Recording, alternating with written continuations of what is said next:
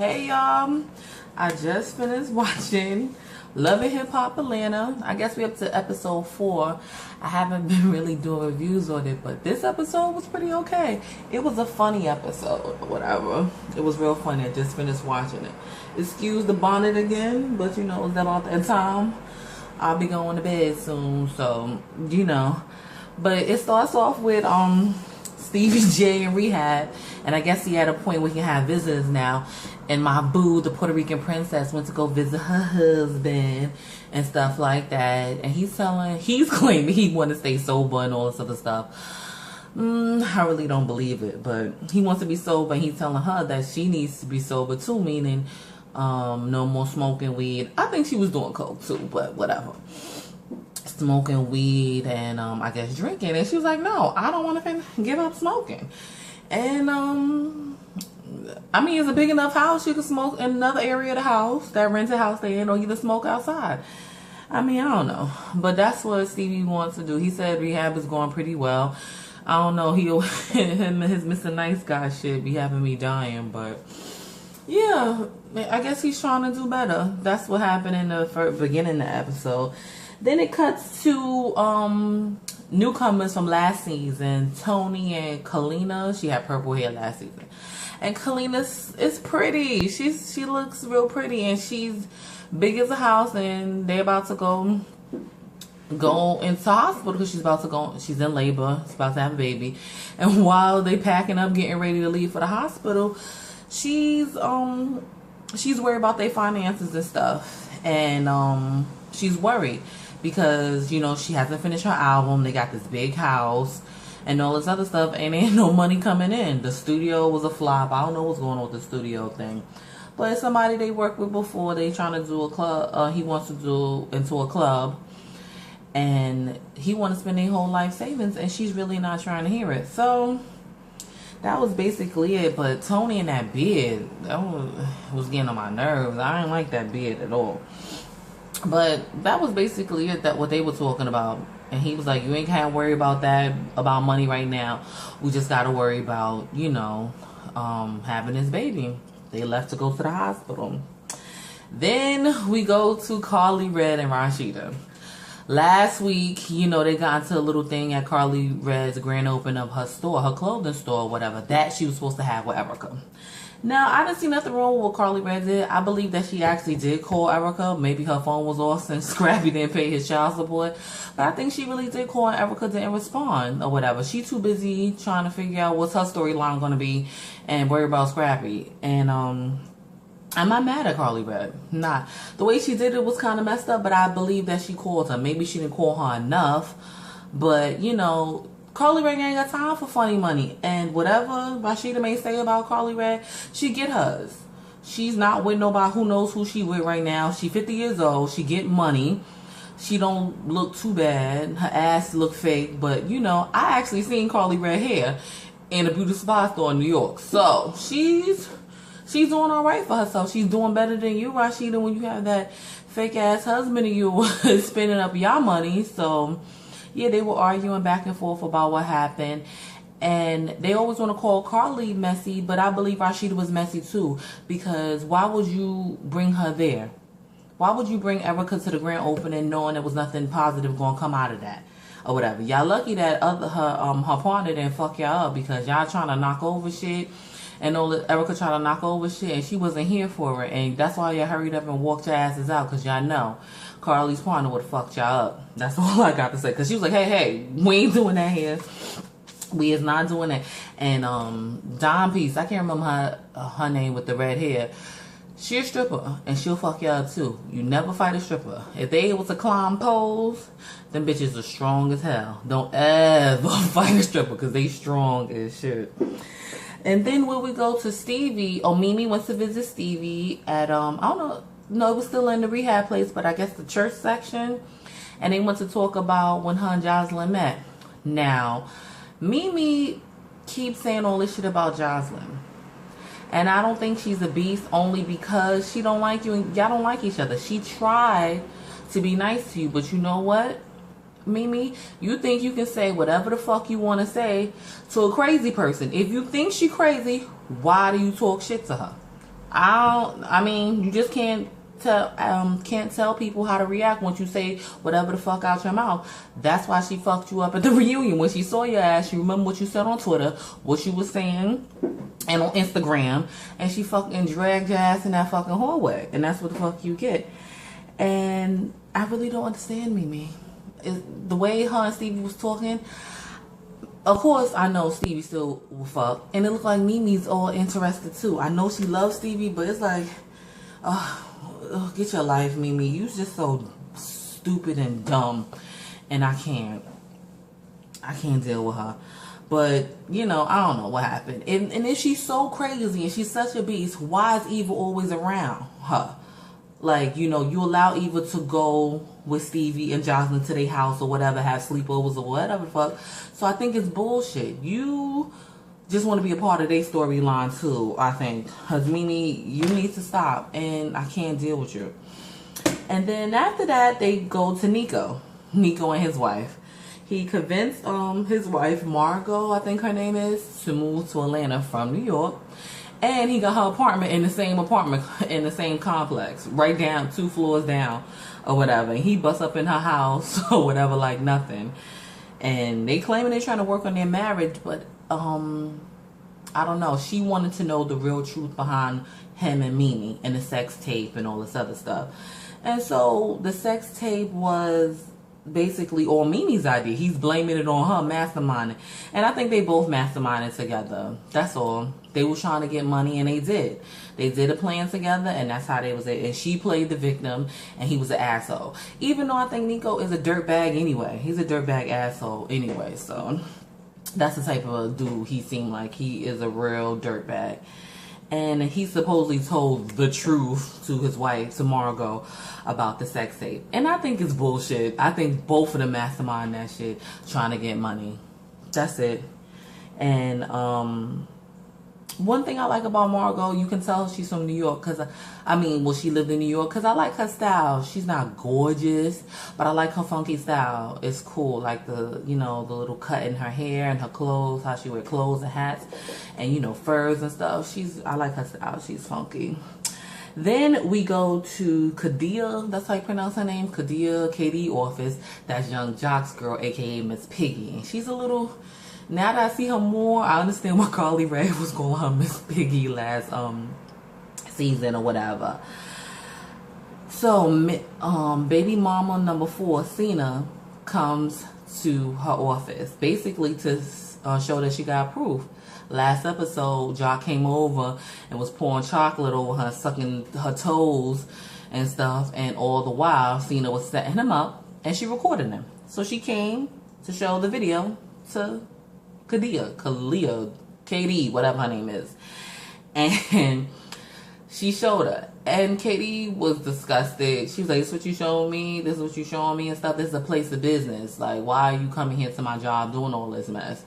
And she slammed her iPad down and stomped on it. You could tell she was pissed or whatever. And she basically told her to leave her office and threw her raggedy bag behind her or whatever. Cena, I don't understand because, like, why you want Young Jock back? You know he... back and forth between both of y'all, and it's just like, just worry about your kids, your cute twins that you have with him, and keep it pushing. Why do you want to be with him so bad? Like, is it like that, Jock? You gotta like that? Ugh, I can't. Well, in the video, it showed him sucking on toes and all this other stuff. So I was like, Jock is in trouble. He is in trouble with his dirty dick ass. Then we get to, who was it next? Erica and Scrappy. They finally meet up with their lawyers. And honestly, I think they work for Phaedra Park's law firm because them two are some raggedy lawyers. But they arguing, going back and forth about child support. And my thing about it is, Erica, you full of shit. Like I said, you need a storyline. Last season when you was with O'Shea the model, Scrappy was taking care of Imani. Now he's not. I don't get it. I don't understand. So he bagged $50,000 or whatever. So they go on a trial. That's basically it, what's going on. Then we come back to Katie. She comes home, Jock in the bed. He a kept nigga. He don't do shit. He ain't in the studio. He ain't making club appearances. He just straight up in the house on his phone in the bed. So she did some shit I would do. Kalia thought about it. She was like, all right, I'm going to play nice. I'm going to be nice and cute for him or whatever. And then I'm going to get at his ass about it. So she tried to do some like bondage to his ass and strapped his ass to the bed. And he down for it because all he thinking about is getting some pussy and doing something different. And she feeding him chocolate, strawberries, and stuff like that. And she go away for a while, went into the bathroom and changed it to her porno outfit, and came back with the iPad and showed him his young jock face drop. He was scared because he know KD is fucking crazy. So she showing the video like, oh, he was like, I think Cena put something in my drink. I was like, she ain't drugging your ass. You is a dirty dick ass nigga. You know you probably hit. He's like, well, we ain't go all the way. And she was mad. She said some shit I would say. She was like, oh, so you sucking toes and shit, huh? This is what you doing? She was like, you gonna let this girl like embarrass me, come to my job and embarrass me? She unrolled that belt like a real black mother about to beat her child for fucking up in school. And she started beating him. Yo, that shit was hysterical. He ain't know what to do with that. She was like, when was the last time we used chocolate? We had chocolate and strawberries. I can't even remember. I don't even know if we did it. And she took the strawberry, was shoving in his mouth and smearing chocolate over his mouth. Jock was scared and I was dying. I thought that was the funniest shit in the world because that's good for your ass. That's what you get with your dirty dick. And she's like, you still thirsty or whatever? And she poured the drink over him and she was like, and she got her bag and she was about to leave. She was like, I still love you though. He was like, Katie, Kalia, don't leave me here. You better not leave me here. And she walked the fuck, you better not walk out that door. All you hear is the door slam. I'm sure she came back. I'm sure, because I know she ain't going nowhere with that goddamn porno outfit on anyway. But I was dying when she unrolled that belt and started beating his ass. Jock was scared. Now I don't know if it was fake, but it damn sure was funny. It damn sure was funny. Then what else happened? Oh, next we cut back to Stevie at rehab, and he got a phone call. He all talking to the other drug addicts and stuff there. Stevie laughing, having a good time, and all this other stuff. Then his lawyer calls and tell him that he might be indicted for this child support thing. And he's claiming he take care of his kids, which is probably some bullshit. But I remember reading about that shit in the Daily News here in New York. And they said that shit, that he owed like $1 million in child support also. And I'm like, what's going on with these Love and Hip Hop checks? What y'all doing? Y'all just snorting it all up? You and y'all snorting it all up and drinking it all up? And he might get sentenced to 2 years. So I don't know what to say. You supposed to do what you're supposed to do and you don't do it. What the fuck? What can I say? There's nothing really to say about that. That's just the way it is, Stevie. You need to take care of your kids, and that's basically it. And that was it. He was kind of all sad about that. Then here we go again. We cut back to Tony and Kalia. They at their house, their big house that they had together. And then she had the little baby. He's a little chocolate thing. His name is Noah. He is so damn cute. A cute little baby. But I thought he would be fatter than that because Kalina was huge. Maybe because she's so small, it was just nothing. She was just nothing but stomach. And you know, I guess she was having her little postpartum depression, and she decided to call Mimi ass. I don't know. That definitely was written in the script, I guess. She called Mimi, and they talking about what's going on, talking about her album, you know, talking about her life saving, their life savings was $70,000 that he want to put into a club, and I'm like, I don't know about that, Tony. I'm not feeling that. And then, you know, Carly comes in with the dime piece with the pink hair. I kind of like her. I'm not going to front. She's a fat ass. I kind of like her. So she brought her over. Carly brought dime piece over, and they're talking and everything like that. And, you know, dime piece talking about that she used to be a dancer. She's moved to Atlanta to work on her music, and she's looking for management. Here comes Mimi chiming in or whatever. And Carly with her shady ass, Shady and Bestie was like, Mimi has a management company. And it's true, because are you really serious? And that's what Carly Red asked Mimi. Are you really serious about this? Are you really serious? So, you know, maybe Don Peace will figure it out. And then Don Peace mentioned that she knows Jocelyn or whatever. And here go Mimi talking out the side of her neck again, calling her animal and all this other stuff. Well, honestly, Jocelyn, last episode, she could have jumped across that damn table and fucked you up, Mimi, because you kept coming out your mouth telling her to shut the fuck up. And I was proud of Jocelyn, because she stayed right there and smiled at her face. I was totally disgusted with that goddamn blonde wig she had on, because, you know, Jocelyn always looked better than that. But that blonde wig was fucking killing me, and I just can't deal with it. But I'm proud of Jocelyn. She could have reached right across and snatched freaking flat booty ass Mimi. But Mimi got the fuck up because she knew she couldn't say no more. And when she walked away, Jocelyn could buy a flat ass. And she do got a flat ass. That'll be the next thing that Mimi probably buy with her sex tape money. She got some new titties, so she might as well go ahead and get her a nice little ass to go with it too. Or whatever. Then we cut back to rehab with Stevie J. This time, again, his wife comes and he's talking to the counselor.